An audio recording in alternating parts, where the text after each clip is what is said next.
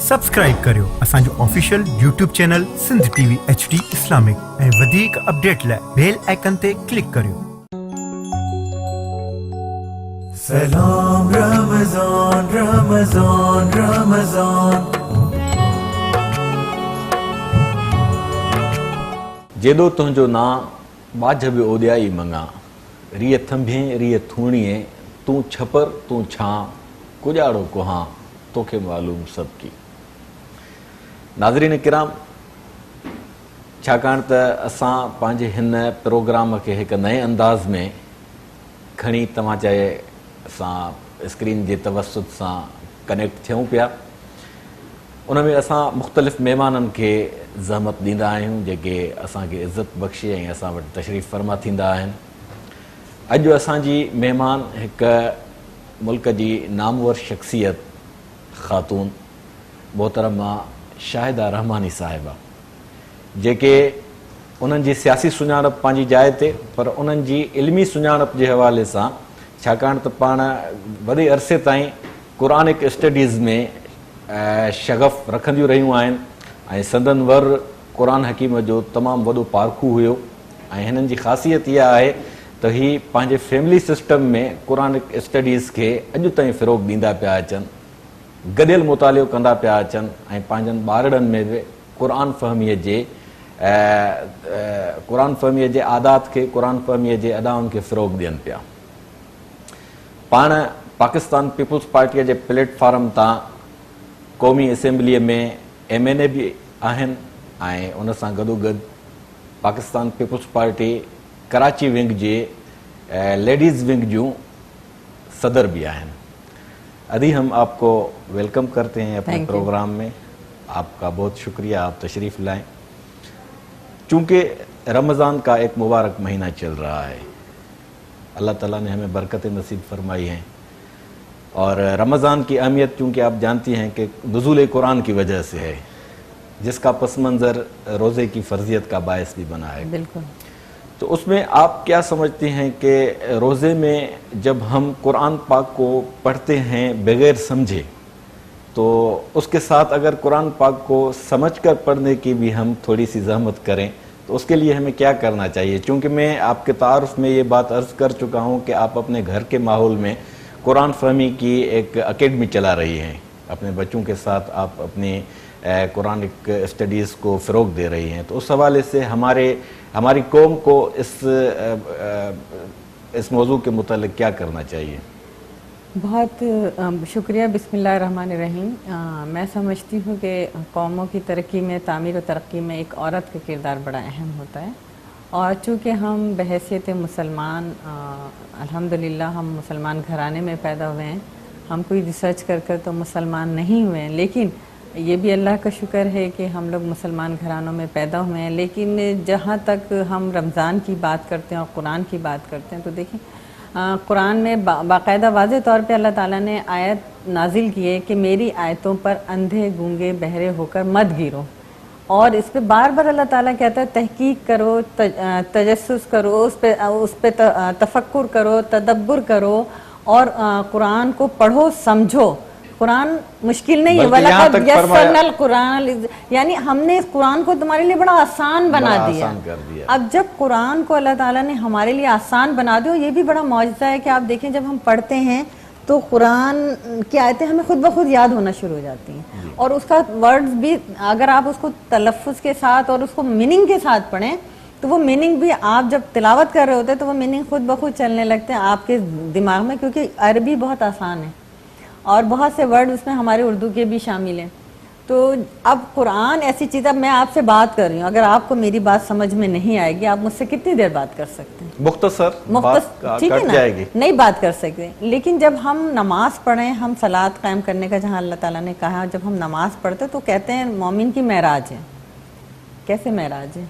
यानी हम अल्लाह के आगे खड़े हैं और उससे हम बात कर रहे हैं, उससे हम दुआ कर रहे हैं, लेकिन जब हम खड़े होते हैं और एक रटी रटाई सूरतें पढ़ते हैं और सजदा करते हैं, रुकू करते हैं और चले जाते हैं, हमें ये नहीं पता कि हमने अपने रब के सामने। मेरा ख्याल है कि आपके कहने का मतलब यह है, यही वजह है कि हम नमाज को मुख्तसर करके भाग जाते हैं بالکل. فار ایگزامپل آپ نے قرآن کے اندر نماز کے اندر کوئی ایک ایسی آیت پڑھی جس کے اندر یہ لکھا ہے, میں ایک چھوٹی سی ایگزامپل دے رہی ہوں کہ جی ناپ تول میں جو کمی کرنے والا ہے وہ ہم میں سے نہیں ہے یا اس کے لیے سخت ہے, اب وہ باہر جاتا ہے, اس کے لیے ہلاکی ہے. بالکل. اب جب وہ باہر جاتا اور اپنا کاروبار کرتا, وہ ناپ تول میں کمی کرتا, جو اس نے سجدہ کر کے آیا وہ تو اس کا ضائع ہو گیا نا. اس نے رب سے وعدہ کیا کہ میں نہیں کروں گا, اس نے اس کی آیت کو پڑھ کے آیا. تو اس کا مطلب ہے کہ جب تک ہم غور سے تدبر سے بلکہ ایسے لوگوں کے لیے قرآن میں ایک دوسرے مقام پر جو فرمایا گیا ہے, اس پر بھی آپ روشنی ڈالیں گی کہ بعض لوگ ایسے ہوتے ہیں جن کے لیے ان کی نمازیں وبال بن جاتی ہیں, جیسے فویل للمصلین الذین هم عن صلاتهم ساہون الذین یرون یمنعون الماعون, ان کی نماز یعنی وہاں پر اللہ تعالیٰ یہ کہہ رہا ہے کہ ایسی نمازوں کی مجھے ضرورت نہیں, یہ تمہارے منہ پہ ماری جائیں گی. یعنی نماز میں جلدی نہ کرو, غور سے پڑھو, کیونکہ ہم خالق کی کائنات جس نے ہمیں پیدا کیا ہم اس کے آگے کھڑے ہیں, اس کے دربار میں کھڑے ہیں. جب آپ کسی بادشاہ کے دربار میں جاتے ہیں یا کسی بڑے کے, تو آپ اس میں عزت کے ساتھ جاتے ہیں, بڑے احترام کے ساتھ جاتے ہیں, اور اپنا مدعا جب بیان کرتے ہیں تو بہت عزت, احترام, توقیر کے ساتھ. لیکن جب اتنے بڑے خالق کائنات کے دربار میں آپ کھڑے ہیں تو آپ یہ نہیں سوچ رہے کہ میں کس کے آگے کھڑا ہوں, کیا کہہ رہا ہوں, کیا چاہتا ہوں. آپ اپنے لیے دعا کرنے جا رہے ہیں, آپ اپنی ذات کی بات کر رہے ہیں, اور وہاں پر آپ اگر اس دربار کے آداب کو نہیں جانیں گے تو آپ بات کیسے کریں گے, وہ بات وہاں تک کیسے پہنچے. اور دربار کے آداب میں پھر جو صاحب دربار ہے, جو صاحب سجدہ ہستی ہے, جو مسجود ہے ہماری, اس کے کلام کے معنی یہ ہیں کہ اس کی باتیں ہیں, وہ باتیں ہماری زبان پر آ رہی ہیں, لیکن ان سے ہم جب مخاطب ہیں تو اس کی تفہیم نہیں ہو رہی. تو یہی قرآن جو اس مہینے میں نازل ہوا, اور اس میں باقاعدہ طور پہ اللہ تعالیٰ نے کہا کہ ہم نے اس قرآن کو اس مہینے میں نازل فرمایا, اور پوری ترتیب کے ساتھ شہر رمضان. بالکل. اب جب وہ یہ کہہ رہا ہے اور اس کے بعد ہم روزانہ, اچھا دیکھیے ہمارے یہاں ایک رواج ہے کہ جیسے ہی رمضان کا مہینہ آتا ہے ہم سب قرآن کھول لیتے ہیں اور اس کو لگانا شروع کرتے ہیں, تلاوت کرنے لگتے ہیں, بے معنی تلاوت. اب اس کو ہم نے آج اتنے ختم کر لیا, آج ہم نے یہ اتنا قرآن اس مہینے میں ختم کیا. اللہ وہاں پہ ریکوائرمنٹ کیا ہے کہ آپ قرآن جو بنی انسان کے لیے ہے, جو راہ ہدایت کے لیے, ہم یہ کہتے ہیں کہ یہ رہتی دنیا تک ہے اور رہے گا کیونکہ اللہ نے اس کی حفاظت کی ذمہ داری لی ہے. لیکن اس کو پڑھنے کی, سمجھنے کی اور پوری زندگی گزارنے کے اس میں جو اصول ہیں, وہ میں یہ سمجھتی ہوں کہ ہمیں یہ جو مہینہ ہے, بہت سے میرے قارئین پروگرام دیکھ رہے ہیں, تو آج سے ہم اپنی اصلاح کیوں نہ کر لیں کہ ہم قرآن کو ترجمے کے ساتھ پڑھیں اور یہ دیکھیں کہ اللہ ہم سے کیا چاہتا ہے. وہ اس قرآن میں ہم سے 98 ٹائم یعنی 98 مرتبہ اللہ تعالیٰ یا ایھا الذین آمنو یعنی 98 ٹائمز اس نے ایمان والوں کو مخاطب کیا اور ان کی ڈیوٹیز لگائیں. ایک تو قرآن پوری دنیا کے انسانوں کے لیے, یا ٹھیک ہے, پوری دنیا کے انسانوں کے لیے, لیکن وہ لوگ جو ایمان لے آئے, یا ایھا الذین آمنو, وہ لوگ جو ایمان لے آئے, اب ان سے مخاطب ہے کہ تم مومن ہو, ایمان لے آئے ہو, تو اب تمہاری یہ ڈیوٹیز ہیں. تو وہ 98 ٹائمز اللہ تعالیٰ نے وہاں قرآن پڑھنے والوں کو ڈیوٹیز دی ہیں, ایمان والوں کو, کہ اب آپ نے یہ کرنا ہے, آپ نے یہ کرنا ہے, آپ نے یہ کرنا. وہ تمام چیزیں بڑی تفصیل کے ساتھ ہیں. تو اگر جب ہم قرآن پڑھتے ہیں ترجمے کے ساتھ تو ہمیں یہ پتہ چلتا ہے اللہ ہم سے چاہتا کیا ہے, ہماری ڈیوٹیز کیا ہیں, مطلب سماجی زندگی میں ہماری کیا ہماری ذمہ داری کیا ہے. بالکل. اور گھریلو زندگی میں ہماری کیا ذمہ داریاں ہیں, ہر چیز کو کھول کر بیان کیا. اللہ تعالیٰ کہتا ہے میں نے ایک چیز کو کھول کر بیان کیا ہے. تم سمجھنے والے بنو, تم میری آیتوں پر اندھے بہرے بن کے مت گرو, ان کو سوچو, سمجھو اور اس پر عمل کرو. بلکہ یہاں تک فرمایا گیا ہے کہ افلا یتدبرون القرآن, افلا تتقون, افلا تدبرون, یہ سب کس سے کہہ رہے ہیں؟ علی قلوب اقفالھا, دلوں پہ تم نے تالے کیوں چڑھا لیے ہیں. تو ہم بجائے اس کے کہ ہم تلاوت کریں, تلاوت کے ساتھ اگر ہم ترجمہ پڑھیں اور ترجمے کو اپنی زندگی کا حصہ بنا لیں کہ اللہ ہم سے جو چاہتا ہے. یہ ابتدا میں چونکہ آپ قرآن فہمی کا سفر بغیر کسی مکتب کے کر چکی ہیں اپنے گھر میں بیٹھ کے, تو اس کا آپ ہمیں تجربہ شیئر فرمائیں کہ آپ نے کس طرح قرآن پاک کی تفہیم کا ماحول بنایا. دیکھیے میں الحمدللہ میں نے اسلامک اسٹڈیز میں ماسٹر کیا, پھر ایم فل میں بھی میں نے کچھ کیا, ابھی ایم فل میرا کمپلیٹ نہیں ہوا تھا. اس کے بعد ہم یہ قرآن پڑھتے تھے تو ترجمے کے ساتھ میرے ہسبینڈ اللہ تعالیٰ ان کو جنت الفردوس میں اعلیٰ مقام آمین، عطا ثم فرمائے. آمین. تو ہم دونوں رمضانوں میں بھی اسی طرح رات کو ہم بیٹھ جاتے تھے اور قرآن کو پڑھتے تھے, اس پہ غور و فکر اچھا, یہ کرتے رمضان کی برکت ہے تھے. بالکل, اور ہم اس طرح نہیں پڑھتے یعنی تھے. ہاں, آغاز رمضان سے ہی ہوا تھا. بالکل, اللہ تعالیٰ نے ہی اس کو وہ تو اس کی سبب- تشریح کر سبب دی, بنایا, سبب جی. بنایا, اور ہم اس طرح پڑھتے رہے, اور الحمدللہ بہت سی چیزیں ہم پر آیا ہوئیں, اور جو ہم سے غلطیاں ہوتی تھی وہ اس کو ہم نے صحیح کیا کہ اللہ جو ہم سے چاہتا ہے ہم اس کو کریں, اور وہی چیز ہم نے کوشش کی کہ بچوں کو بھی پڑھائیں. کیونکہ دیکھیں اللہ تعالیٰ نے ہمیں ایک مسلمان قوم, مسلم بنایا, اور اس میں ہمیں وہاں تو فرقوں سے بھی اللہ تعالیٰ ہمیں آزاد کر رہا ہے. جی بالکل. اور وہ ہمیں کہتا ہے جی تم شیعان لستا, وہ کہتا ہے وہ کہ جی سماکم المسلمین, اس نے آپ کو نام دے دیا ہے نام مسلم دے کا. دیا مسلم کا, اور پھر وہ کہتا ہے تم فرقوں میں مت, گروہوں میں مت تقسیم ہو ولا جانا, تفرقوا. ورنہ میرا تم سے کوئی تعلق نہیں ہے. تو اللہ تعالیٰ تو ہمیں سب چیز کھول کھول کے بتا رہا ہے. پھر ہم کہتے ہیں کہ جی ہم اتنے فرقوں میں ہیں, اور یہ فلاں فرقہ جنت میں جائے گا, فلاں دوزخ میں, فلاں کافر, نتھنگ. اللہ تعالیٰ نے ہمیں ایک مسلم بنا دیا. یہ بھی میرا خیال ہے کہ قرآن کی تفہیم نہ ہونے کی وجہ سے, قرآن کو نہ سمجھنے کی یہ نحوست ہے کہ ہم فرقوں کو اہمیت دے رہے ہیں. ہم فرقوں کو اہمیت دے رہے ہیں. کوئی کہتا ہے جی 72 فرقے ہوں گے, کوئی کہتا ہے 73 فرقے, جبکہ اللہ تعالیٰ نے ہمیں ایک مسلم نام دیا ہے قرآن میں. آپ اس کو سوچیں تو وہ ہمیں نام بھی دے رہا ہے, پہچان بھی دے رہا ہے, پھر یہ بھی کہہ رہا ہے ہم نے تمہیں قبائل میں اس لیے تقسیم کیا کہ تاکہ تم پہچانے جا سکو. تو ہمیں قبائل میں بنایا, پھر وہ کہتا ہے ہم نے تمہیں خاندان والا بنایا, اور پھر تم کو ہر چیز ہم نے قبائل کی طرح مذہب کے بھی جو ہے وہ پہچانے الگ الگ کر دی, اور ہر مسلک نے, ہر فرقے نے اپنی لباس کے حوالے سے بھی پہچان ایک الگ بنا دی.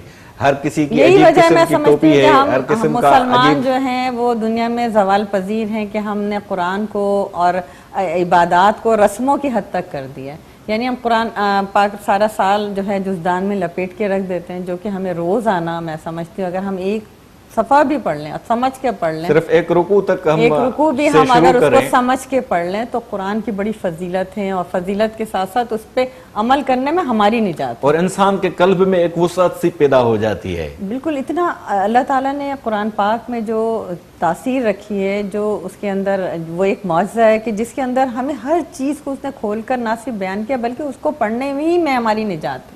اور اسی کے ساتھ جو آپ نے فرمایا کہ آپ کا ایک جملہ میں نے نوٹ کیا کہ صلاۃ قائم کرنے کی چیز ہے, نماز پڑھنے کی چیز نہیں ہے, قائم کرنے کی چیز ہے. تو نماز کو قائم کیسے ہم کر سکتے ہیں؟ دیکھیں بار بار جب قرآن پاک میں صلاۃ کا ذکر ہوتا ہے, اقیموا الصلاۃ, اقیموا الصلاۃ وآتوا الزکاۃ, تو وہاں پہ بار بار یہی کہا جا رہا ہے صلاۃ کو قائم کرو, سسٹم پہ آپ آ جاؤ. آپ دیکھیں نبی صلی اللہ علیہ وسلم جب اس دنیا میں انہوں نے اپنی آغاز کیا, جب آپ کو نبوت عطا کی, سب کو پتہ تھا کہ وہ صادق ہیں, امین ہیں. اسلام نے 2 کسوٹی رکھی ان کے لیے اللہ تعالیٰ نے کہ وہ صادق اور امین, یعنی سب سے بڑی چیز آپ کی سچائی اور امانت داری, اس پر آپ کو نبوت عطا کی. اب جب کلمہ پڑھ لینا مشکل نہیں ہے, کسی سے بھی آپ کہیں گے نا وہ کلمہ پڑھ لے گا, اصل چیز ہے وہ جو سسٹم ہے اس سے بغاوت, یعنی اس سسٹم سے آپ چھوڑ کے جب دوسرے سسٹم میں آتے ہیں. فار یعنی وہ سسٹم جو غیر قرآنی ہے. ہمارے سندھ کے اندر بہت سی کبھی رسمیں ہیں, کاروکاری ہے, یہ اگر ان سسٹم سے ہم الگ ہوتے ہیں تو آپ سوچیں کہ ہمیں معاشرے کی کتنی مخالفت مول لینی پڑتی ہے. لیکن چونکہ اسلام میں نہیں ہے کاروکاری, ہم اسلام کی اس چیز کو, وہاں پہ شادی کی مکمل اجازت ہے لڑکی کو, بلکہ اجازت کے ساتھ اختیاری اختیار بھی دیکھیں عطا نکاح کیا کا گیا جو ہے. اختیار ہے نا وہ عورت کے پاس ہے, اور اس کی پسند, اس کی رضامندی کے بغیر شادی نہیں ہو سکتی. اور نکاح کا پہلے اقرار لڑکی کرے گی, اس کے بعد جو ہے اور طلاق کا جو ہے وہ مرد کو دیا ہے. تو لیکن یہ بھی نہیں, عورت کو یہ بھی دیا ہے کہ اگر وہ شخص اس کو وہ اس کا میعاد میں نہیں, پر وہ اگر طلاق لینا چاہتی ہاں تو وہ بھی لے سکتی. اس کے لیے بھی قانون کوئی سازی ہے. اسلام میں کوئی تنگی نہیں ہے, یہ تو اللہ تعالیٰ کہہ رہا ہے, قرآن بھی کہہ رہا ہے کہ اس دین میں کوئی تنگی نہیں ہے. یرید اللہ بکم الیسر ولا یرید بکم العسر, اس نے آپ سے آسانی کا معاملہ فرمایا ہے, آسانی کر دی. دین میں کوئی تنگی نہیں ہے, کوئی کمی نہیں ہے, دین مکمل ہے, اور دین کے اندر سب آسانیاں. آسانیاں کیسے ہیں, یہ جو ہم نے مشکل بنا دیا ہے کہ جو ہم نے اس میں شامل کیے ہیں اپنے دین کے اندر, ہم نے اپنے رسوم اور رواج کو رسم و رواج, بہت زبردست لفظ ہے, رسم و رواج پر ہم بات کریں گے کہ رسم و رواج کو ہم نے اپنی ہوس کا ایک بت بنا کے کیسے اس کی پوجا کرنے شروع کر دیے, اس پر ہم بات کریں گے ایک وقفے کے بعد. سلام رمضان رمضان رمضان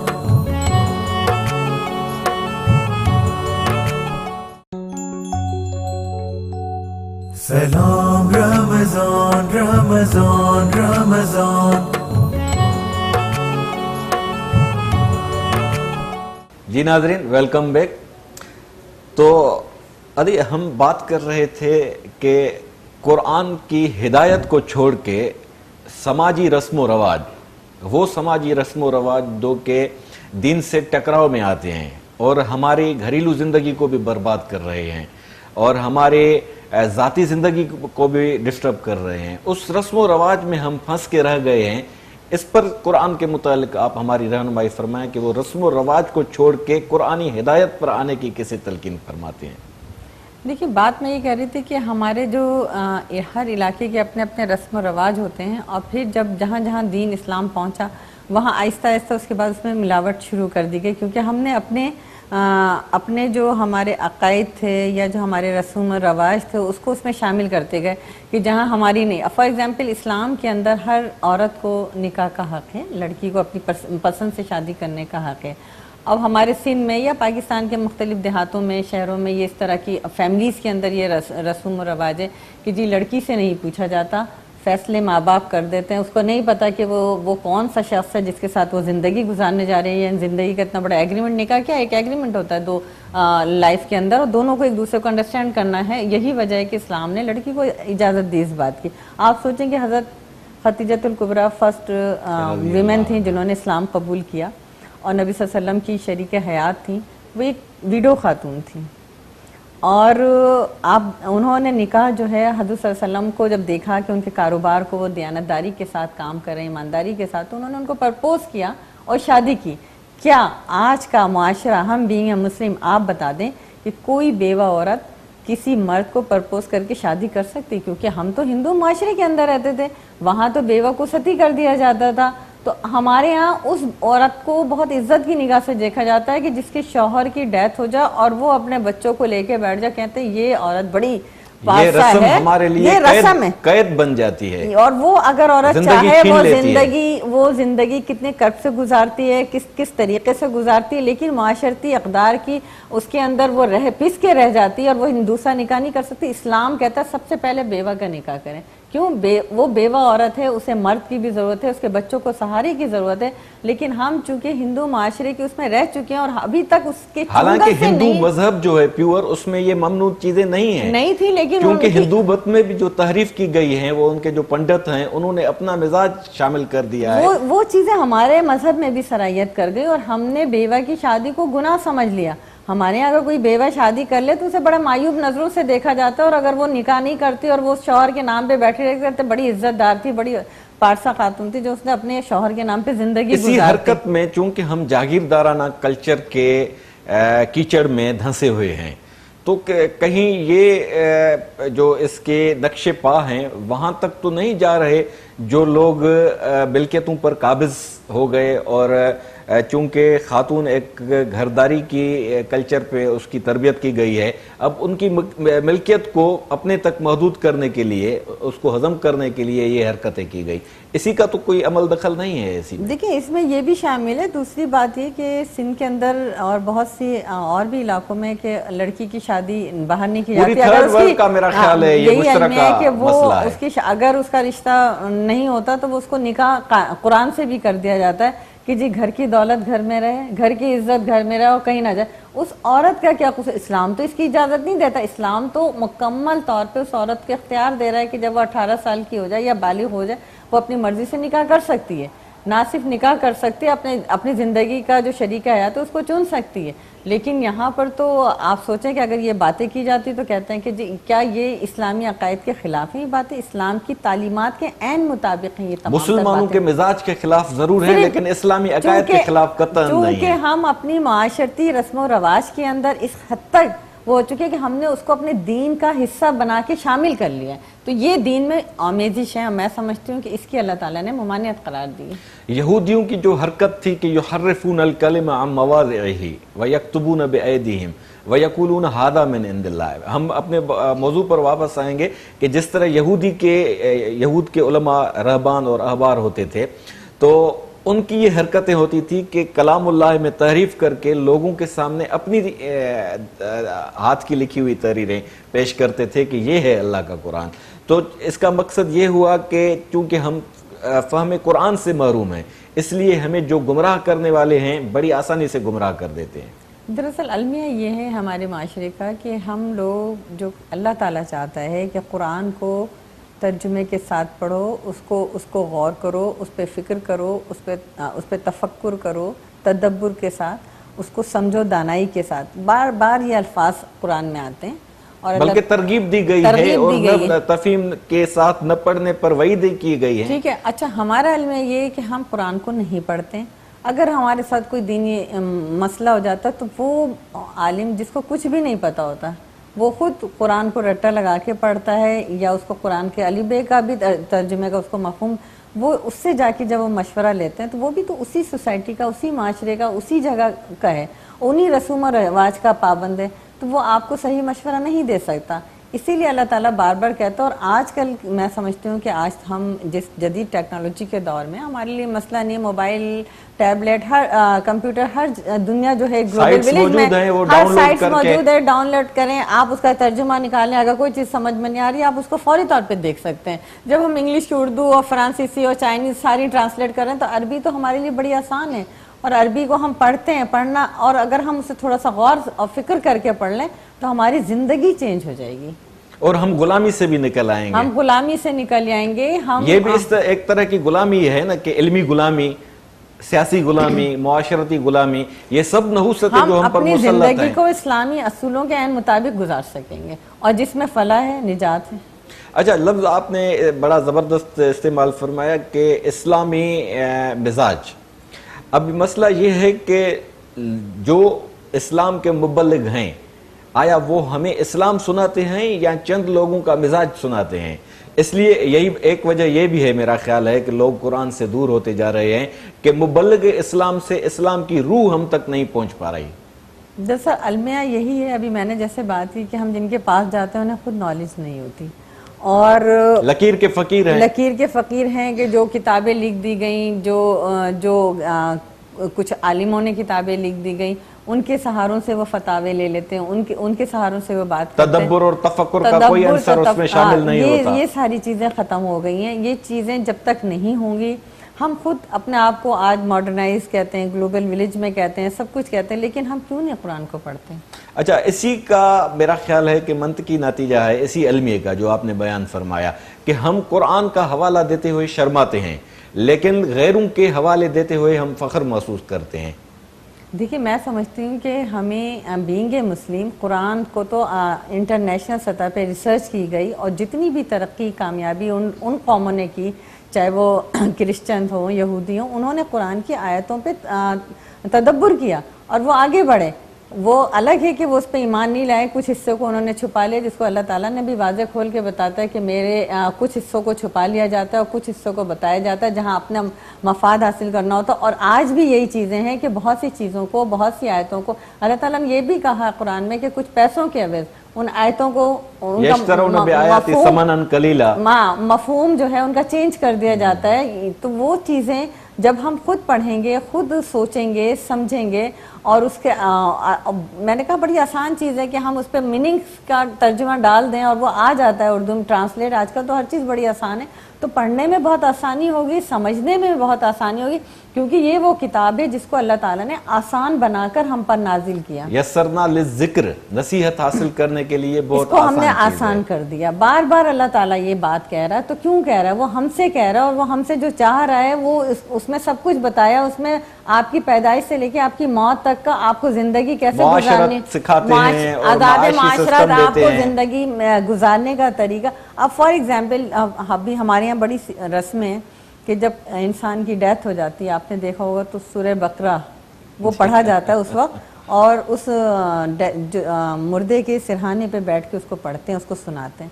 آپ سورہ بقرہ اٹھائیں اس میں پوری زندگی گزارنے کے طریقے بتائے گئے. جس طرح حضرت عمر نے صرف سورہ بقرہ رسول اللہ صلی اللہ علیہ وسلم سے تعلیمی طور پر پڑھی تو انہوں نے پوری دنیا پر اپنے فتوحات کے علم گاڑ دیے. اب آپ سوچیں ہم اس کو کب سنا رہے ہیں؟ جب وہ چلا گیا، یعنی نہ وہ سن سکتا ہے نہ وہ کچھ کر سکتا ہے، تو ہم اس کو سنا رہے ہیں. سورہ بقرہ میں تو آپ کو پوری زندگی گزارنے کے آداب بتا دیے گئے ہیں. آپ کو قرآن کب نازل ہوا، آپ کو روزے کیسے رکھنے ہیں، آپ کو نماز کیسے پڑھنی ہے، آپ کو حج کیسے کرنا ہے، آپ کو عمرہ کیسے کرنا ہے، آپ کو یہ سب کچھ تو سورہ بقرہ میں اللہ تعالیٰ بتا رہا ہے. تو اب یہ جو ہم پڑھ کے آخر میں اس کو سنا رہے ہوتے ہیں، سوچتے ہیں کہ یہ بخشش کا اس کو ذریعہ بنے گا. نہیں، میں سمجھتی ہوں کہ اس کے لیے وہ جو کچھ کیا، میں نہیں سمجھتی ہوں، یہ اللہ تعالیٰ قرآن میں کہتا ہے کہ جو شخص نے اپنی زندگی میں جو کچھ کیا وہ اعمال اس کے ساتھ جائیں گے، اور اب جو آپ نے کرنا ہے وہ آپ کے ساتھ جائے گا. اور آپ اس کو جو کچھ سنا رہے ہو، نہ وہ سن سکتا ہے نہ وہ دیکھ سکتا ہے نہ وہ آپ کی کوئی مدد کر سکتا ہے. ٹھیک ہے، جب ہمیں وہ بالکل کلیئر یہ بات کہہ رہے ہیں، اللہ تعالیٰ کہہ رہے ہیں، تو ظاہر ہے اس میں اس پہ ہم ایمان لے کر آئیں اس قرآن پر، تو وہ بات صحیح ہے. اور اس بات پر ہم بجائے اس کو کہ سورہ بقرہ اس کو سنائیں، اس وقت ہمیں عبرت حاصل کرنی چاہیے اور اپنی موت کو یاد کرنا چاہیے کہ وہ اللہ ہے جو جس کے ہاتھ میں موت ہے، اور وہ ہمارا عزیز سے عزیز ہے. ہم اسے دنیا کی دولت لگا لیں، لیکن جب اللہ کہتا ہے لہو کن فیکن، ہو جاتا ہے وہ کچھ. اور اللہ تعالیٰ جس وقت جو اس کا موت کا وقت مقرر ہے وہ لے لیا، تو میری بھی کسی وقت آ سکتی ہے. تو ہم اپنی آخرت کو صحیح کریں، ہم اپنے اعمال کو صحیح کریں. بلکہ قرآن تو سب سے پہلے دنیا کو ٹھیک کرنے کی کا درس دیتا ہے، یہی اور میرے آخرت بھی کہنے انہی کا- لوگوں کی ٹھیک ہوگی جن کی دنیا ٹھیک ہوگی. ربنا آتینا فی الدنیا سب سے بہترین، سب سے خوبصورت دعا میں جامع سمجھتی دعا ہوں. ہے. جامع دعا ہے کہ ربنا آتینا فی الدنیا حسنہ وفی الآخرۃ حسنہ، یعنی ہماری دنیا اچھی ہوگی تو آخرت اچھی ہوگی. یعنی حسنتاً فی الدنیا اور حسنتاً فی الآخرت کا ایک خوبصورت سنگم صرف قرآن کی ہی خاصیت ہے. جی بالکل. کہ یعنی لا تنس نصیبک من الدنیا، اپنی مادی چیزوں میں جو آپ کا نصیب رکھا گیا ہے، اور خذو زینتاً عند کل مسجد، کہ انسانی خوبصورتی کے جتنے بھی تقاضے ہیں وہ اگر جائز حدود میں ہیں تو وہ آپ کو اپنانے چاہیے. بالکل. اور اللہ تعالیٰ ہمیں یہی چاہتا ہے، اور ہم اگر ہماری دنیا اچھی ہوگی تو آخرت ہماری اچھی ہوگی، یعنی اچھے ہم نے کام کیے ہوں گے. اور کوئی اللہ تعالیٰ یہ بھی کہتا ہے وَمِثْقَالَ ذَرَّةٍ خَيْرٍ يَرَهُ وَمِثْقَالَ ذَرَّةٍ شَرٍّ يَرَهُ. ہم یہ کہتے ہیں نا کہ بخش دیا جائے گا، اور لیکن وہاں پہ ذرے ذرے کا حساب ہوگا. آپ نے یہاں پہ جو کچھ کیا ہے، اچھا کیا یا برا کیا، یعنی وہاں پوری پر زندگی کا ریکارڈ بن رہا ہے. وہاں یہاں ریکارڈ بن رہا ہے، اور وہ اللہ تعالیٰ قرآن میں ہر چیز ہمیں کھول کھول کر بیان کر رہا ہے. تو لہٰذا ہمیں چاہیے کہ ہم یومئذ یصدر الناس اشتاتا، جو آپ نے بات فرمائی کہ انسانوں کے سینے میں ان کی زندگی کا ریکارڈ محفوظ ہو رہا ہے. جی بالکل. لیروا اعمالہم، اور جب محشر میں اس کو بلایا جائے گا تو اس کو اس کے اعمال سامنے ان اس پہ کے رکھے سامنے جائیں گے. اعمال ہوں گے، وہ اعمال بات کر رہے ہوں گے اس کو. اقبال نے فرمایا تھا، ایک بڑی خوبصورت بات کہی ہے اقبال نے، کہ وہ معزز تھے زمانے میں مسلمان ہو کر، اور ہم خوار ہوئے ہیں تارک قرآن ہو کر. سب کچھ تو کہہ دیا. میں سمجھتی ہوں حضرت علامہ اقبال رحمۃ اللہ علیہ نے کہ وہ مسلمان اس لیے عزت دار تھے کہ وہ قرآن کو پڑھتے تھے اور اس پر عمل کرتے تھے، اور قرآن کو جو پڑھنے کا حق ہے اس کو ادا کرتے تھے، اور پڑھنے کے ساتھ ان تمام چیزوں کو دیکھیں نا، جب ہم کوئی کتاب پڑھتے ہیں، ہم اپنے کورس کی بھی کوئی کتاب پڑھتے ہیں تو اس کا کوئی مقصد ہوتا ہے نا. آخر میں ہم سے اس میں سے سوالات پوچھے جاتے ہیں، اس کے ایگزامس ہوتے ہیں، پھر ہم اس سوال کا جواب دیتے ہیں. قرآن بھی اللہ تعالیٰ نے بھیجا، اور اللہ تعالیٰ نے کہا کہ میں نے پوری زندگی گزارنے کے تمام اصول اس میں بتا دیے ہیں. جب تمام اصول اس میں ہیں تو ہم اس کو بند کر کے رکھیں گے تو ہم ان اصولوں پہ کیسے زندگی گزار سکتے ہیں؟ اللہ تعالیٰ جس نے ہمیں پیدا کیا، جو ہمارا پیدا کرنے والا ہے، جو ہمیں رزق دینے والا ہے، رزق دینے والا ہے، اور جو ہماری زندگی کے سارے فیصلے کرنے والا ہے، ہم کیا کر سکتے ہیں؟ ہمیں نہیں پتا کب کس کی موت ہو جائے گی، کب کس کے ساتھ کوئی حادثہ ہو جائے گی، یہ سب تو وہ جانتا ہے نا. ان اللہ علی کل شیء قدیر، وہ ہر چیز پر قادر ہے. تو پھر میں سمجھتی ہوں کہ ہمیں بس اسی پہ میرا خیال ہے کہ آپ کا مقصد یہ بھی ہے کہ چونکہ اللہ تعالیٰ ہمارا خالق ہے، ہمارا سافٹ ویئر اس نے ہمیں ہماری فطرت میں انسٹال کیا ہے، تو اس سافٹ ویئر کی جو گائیڈ لائن ہے وہ قرآن ہے. وہ قرآن ہے بے شک. اور اس قرآن کے مطابق جب ہم اپنے سافٹ ویئر کو آپریٹ کریں گے تو ہماری زندگی جو ہے فطری وہ نہج پر آسان چلے ہوتی گی. چلی جائے گی.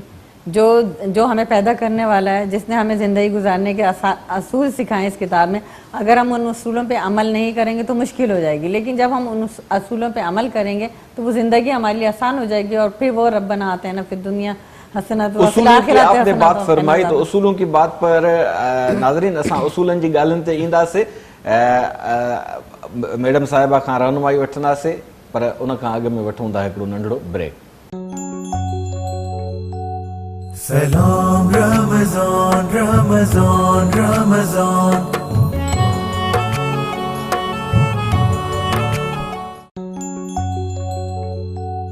Salam Ramazan, Ramazan, Ramazan. जी नाज़रीन, त असां ॻाल्हि पे कईसीं त क़ुरान हकीम पंहिंजे अहकामात सां जेको रसूल अकरम सल्लल्लाहु अलैहि वसल्लम जन खे उसवे हसन अता फरमायो, तो कुरान पाक में रसूल अकरम सल्लल्लाहु अलैहि वसल्लम को फरमाया गया कि लक़द का उनके उसवे हसना के मुतालिक फरमाया गया है, लक़द कान लकुम फी रसूलिल्लाहि उस्वतुन हसना।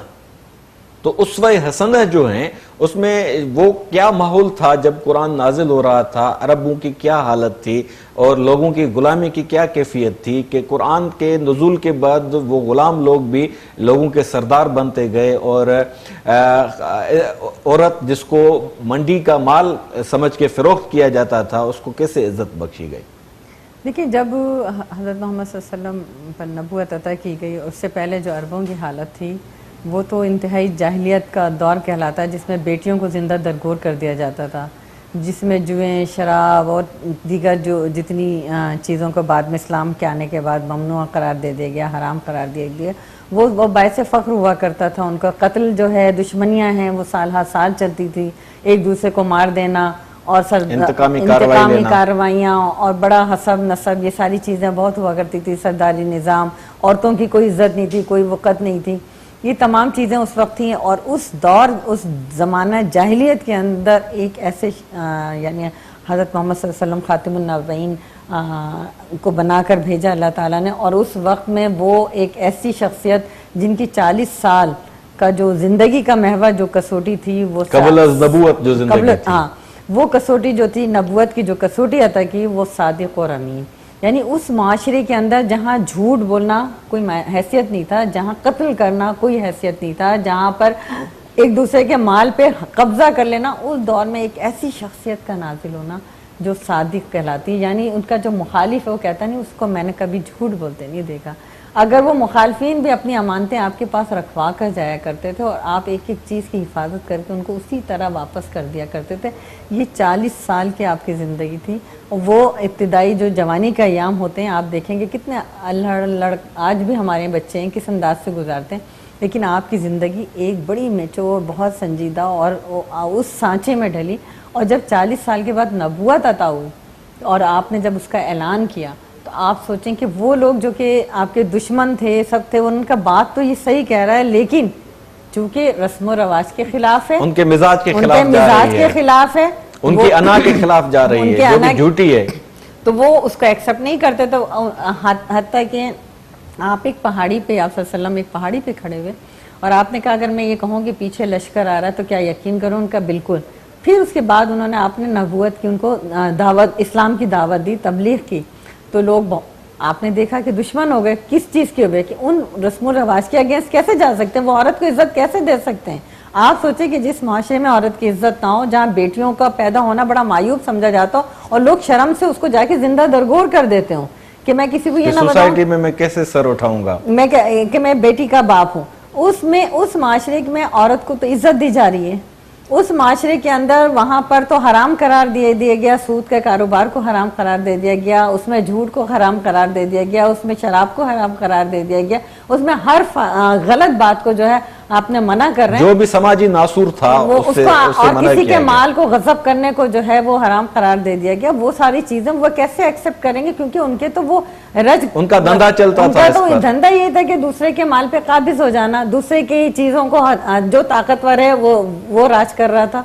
तो जहाँ पर जब इस्लाम आया, जहाँ मसावात आई, जहाँ अदल आया, जब ईसार आया, जब कुर्बानियाँ आई, जब ये आप देखें कि जब हिजरत करके मदीने में आए हज़रत सल्लम और उनके साथ उनके रुफ़क़ा, तो मदीने में जो ईसार और जो मसावात और जो आपने देखा कुर्बानी, वो सारी चीज़ें नज़र आई और अमाजत के साथ। और उन्होंने वो मिसाल कायम की कि एक रहती दुनिया ने देखा कि लोगों ने अपने घर जो हैं अंसार ने मुहाजिरीन को दिए, अपनी जायदादें तकसीम की और एक ऐसी सल्तनत वजूद में आई کہ وہ ایک مثال دی جاتی ہے، آج تک مثال دی جاتی ہے، تو وہ تمام چیزیں جو اسلام لے کر آیا، جو اسلام کی تعلیم تھی، جو قرآن کی تعلیم تھی، یہ وہ قرآن کی تعلیم تھی. جب جب آپ پہ نزول ہوتا تھا اور جب آپ اس کی تبلیغ کرتے تھے تو وہ لوگ آپ کے دشمن بنتے گئے. اور آپ نے دیکھا کہ وہ چیزیں جو اسلام نے ہمیں سبق سکھایا، اسلام بظور شمشیر نہ پہلے پھیلا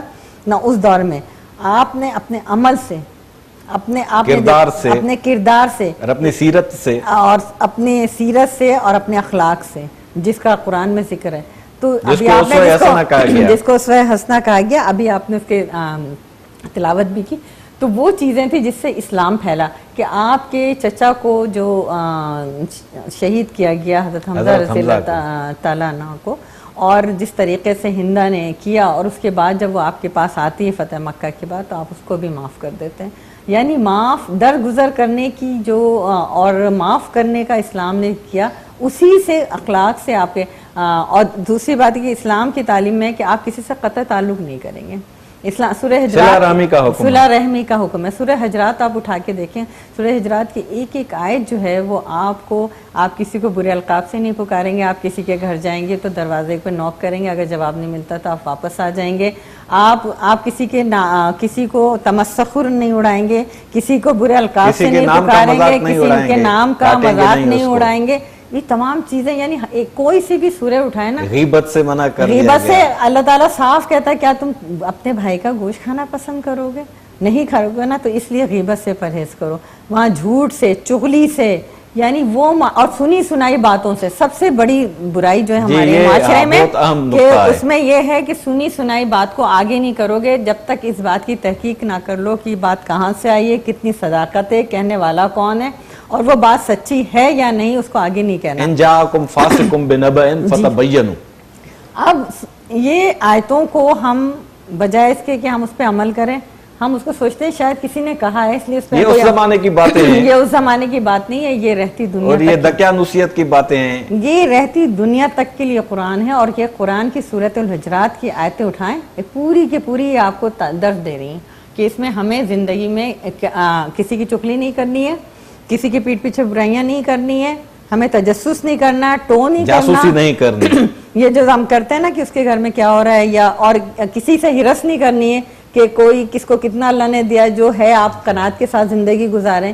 اسی طرح کسی کو برے نام سے نہیں پکاریں. ہم کسی کو کہہ دیتے ہیں لنگڑا ہے، لولا ہے، یا مختلف ناموں سے پکارتے ہیں، مطلب کسی کے عیب کو ننگا نہیں کرنا. تو یہ ساری چیزیں قرآن کھول کھول کر بیان کر رہا ہے، اور ہم اس پر بڑی بدقسمتی سے کیا عمل نہیں کرتے. یہی میرا خیال ہے اس اقبال کے اس شعر کا مفہوم ہے کہ وہ معزز تھے زمانے میں مسلمان ہو کر، کیونکہ وہ تارک قرآن نہیں تھے، اور وہ آخذ قرآن تھے، قرآن کو حامل قرآن تھے، قرآن کو اپنے اعصاب پر وہ مسلط رکھتے تھے. اور ہم ہیں جو کہ اپنی خواہشات کو مقدم رکھتے ہیں بلکہ مسلط رکھتے ہیں. بالکل. اور قرآن پاک میں یہ بھی فرمایا گیا ہے کہ من اتخذ الہہ ہوا، کچھ لوگ ایسے ہیں جنہوں نے اپنی ہوس کو معبود بنا رکھا ہے. بالکل قرآن پاک میں یہ بات ہے، کیونکہ جب ہم کہتے ہیں لا الہ الا اللہ، یعنی ہم نے لا الہ کہہ دیا، کوئی اور نہیں ہے، لیکن ہم اب صرف اللہ کی خواہش کے مطابق زندگی گزارنا چاہتے ہیں، اللہ ہی ہمارا معبود ہے. لیکن دوسری طرف یہ ہے کہ ہم اپنی جو خواہشات ہیں اس کو اپنا معبود بنا لیتے ہیں، اپنی خواہشات کے مطابق زندگی گزارنا چاہتے ہیں. ہم جو اللہ تعالیٰ نے ہم پر پابندیاں عائد کی ہیں، جو ہم پہ جن چیزوں سے منع کیا ہے، ہم ان کو کراس کر جاتے ہیں. اللہ تعالیٰ نے ہمیں ناپ تول میں کمی سے منع کیا ہے، چھوٹی چھوٹی سی باتیں ہیں جس کو ہم، لیکن وہ روز ہو رہا ہے.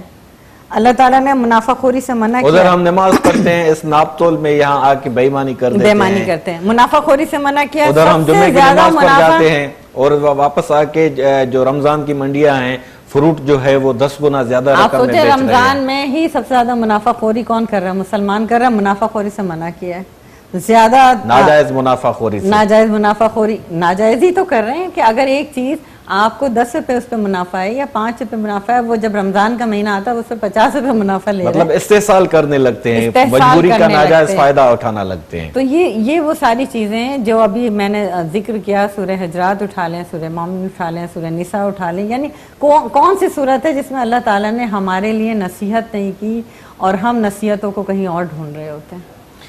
قرآن پاک کا ایک اعجاز یہ بھی ہے کہ حضرت رومی رحمۃ اللہ نے فرمایا تھا کہ ما ذکر عام مغزرہ برداشتے استخواں پیش سگاں انداختے. اس پر آپ نے بھی اشارہ فرمایا کہ کچھ لوگ ایسے ہیں جو کارپوریٹ کلچر کا حصہ بن چکے ہیں. انہوں نے اپنا نام نکال دیا ہے بڑی تگو دوڑ کر کے. جب ان کا نام ہو گیا ہے تو مخصوص لباس اور مخصوص وضع قطع بنا کے وہ جو ہیں وہ قرآن سنانے کے پیسے بول رہے ہیں کہ بھائی اتنی فیس ہے ہماری. ان کے پی ایس رکھے ہوئے ہیں جو بتاتے ہیں کہ بھائی یہ تکلفات ہونے چاہیے, اس طرح کا ماحول ہونا چاہیے, اس طرح کا اسٹیج ہونا چاہیے. آپ نے بھی سنا ہوگا کہ جب یہ چیزیں ہیں تو حضرت رومی نے کس کی طرف یہ اشارہ فرمایا ہے کہ ہم نے قرآن کی عقل کی باتیں ہم نے اٹھا لی ہیں, اب جو ہے ہڈیاں پھینک دی ہیں کتوں کے سامنے جو ان کو چاٹ رہے ہیں. اس سے آپ کیا مقصد لیں گی دور حاضر کو سامنے رکھتے ہوئے؟ مولانا رومی صاحب بڑے پائے کے بزرگ تھے اور جس کے لیے علامہ اقبال بھی ان کی بڑی عقیدت کیا کرتے. تو ہر جو لوگ سوچتے ہیں, سمجھتے ہیں, تدبر کرتے ہیں, تفکر کرتے ہیں, وہ بہت گہرائی تک چیزوں کو جا کر دیکھتے ہیں. اور آپ دیکھیں کہ جو حال بغداد کا ہوا, جو حال ماضی میں بخارا کا ہوا, جو مسلمانوں کا حال ہوا اور آج بھی ہو رہا ہے, آج بھی ہم گر گرا کے دعائیں کرتے ہیں لیکن وہ کیوں نہیں قبول ہوتی ہیں بارگاہ الہی میں. یہ وہ چیزیں ہیں کہ ہم نے بالکل یہ قرآن میں اللہ تعالیٰ کہتا ہے کہ یہ لوگ میری آیتوں کو چھوٹے سے, ابھی آپ نے یشترون بآیات ثمنا قلیلا, 2 ٹکوں میں جا کر بیچ دیتے ہیں. کتنا بھی پیسہ لیں لیکن وہ 2 ٹکے ہی ہیں. دیکھیں نا, وہ ایسی لوگوں کے لیے, وہ ایسے ہی لوگوں کے لیے ہے کہ جنہوں نے یہ سمجھا کہ صرف ہم سمجھ سکتے ہیں دین کو, دوسرا کوئی نہیں سمجھ سکتا. بہت اہم نقطہ یہ ہے کہ کاپی رائٹ بنا دیے انہوں نے, اس کو کاپی رائٹ بنا دیا. دوسرا یہ کہ اب ان کے پاس ہی جائیں تو دین کو اگر آپ کو کوئی مسئلہ ہے تو آپ انہی کے پاس جائیں, جبکہ اللہ تعالیٰ آپ کو بار بار کہہ رہا ہے ہر گھر میں یہ قرآن کی کتاب موجود ہے, ہر مسلمان کے گھر میں موجود ہے. وہ کہتا ہے کہ جی اگر تمہارے درمیان کوئی مسئلہ ہوتا ہے تو تم مجھ سے رجوع کرو, اس قرآن سے رجوع کرو, اللہ سے رجوع کرو. تو اس کا رجوع کا کیا مطلب ہے کہ اگر آپ کے درمیان میں, وہاں تو باقاعدہ دیکھیں معاشرے میں اگر کہیں 2 گروہوں میں لڑائی ہو جاتی ہے تو اس کو بھی تو کھول کے اس میں بیان کیا نا کہ آپ پہلے دیکھو کہ کون حق پر ہے اور جو حق پر ہے اس کا ساتھ دو. پہلے دونوں فریقوں کو سمجھاؤ لیکن آپ یہ دیکھو کہ حق پر کون ہے, اگر نہیں سمجھتے تو پھر حق والے کا ساتھ دو.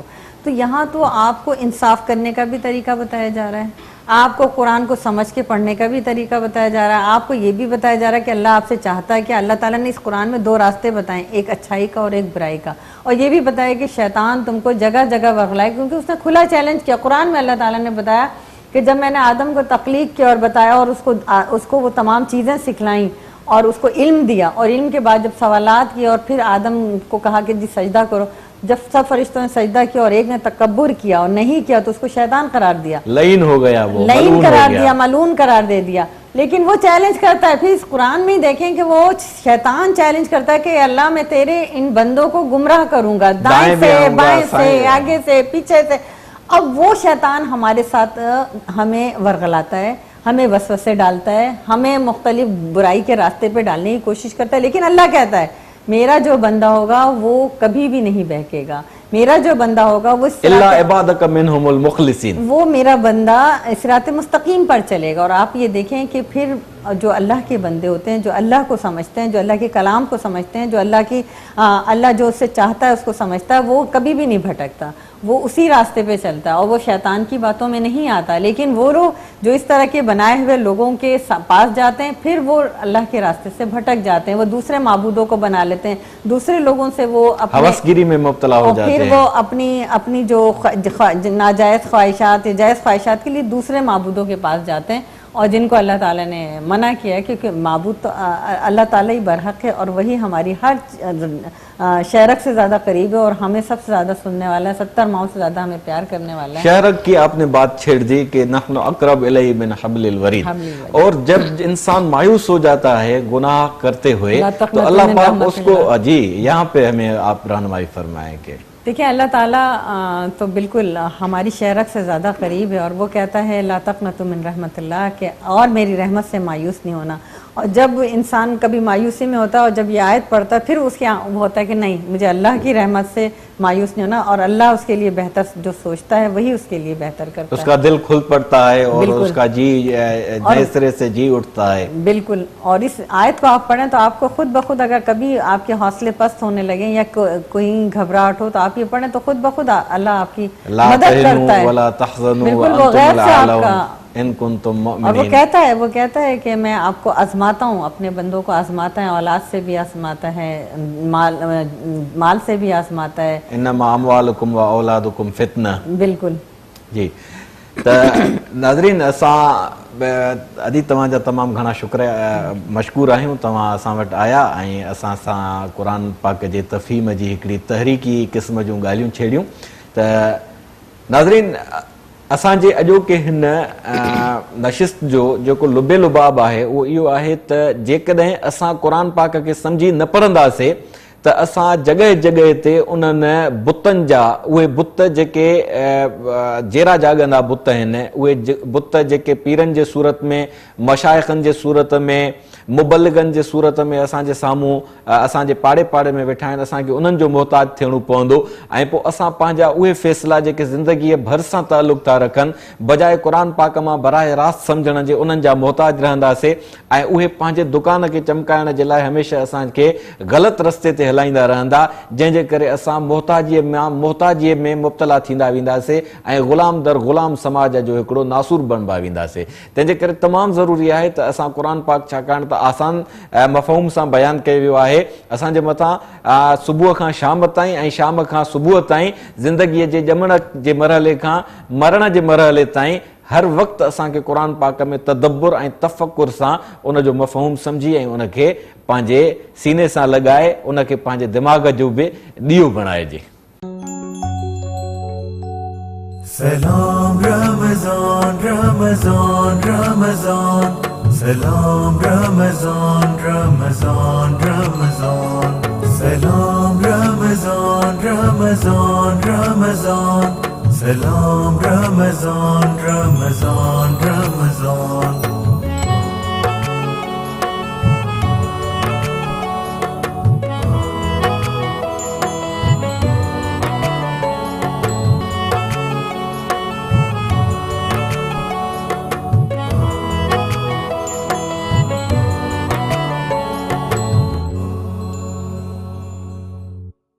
सब्सक्राइब करियो असांजो official YouTube channel Sindh TV HD Islamic ऐं वधीक अपडेट लाइ बेल आइकन ते क्लिक करियो।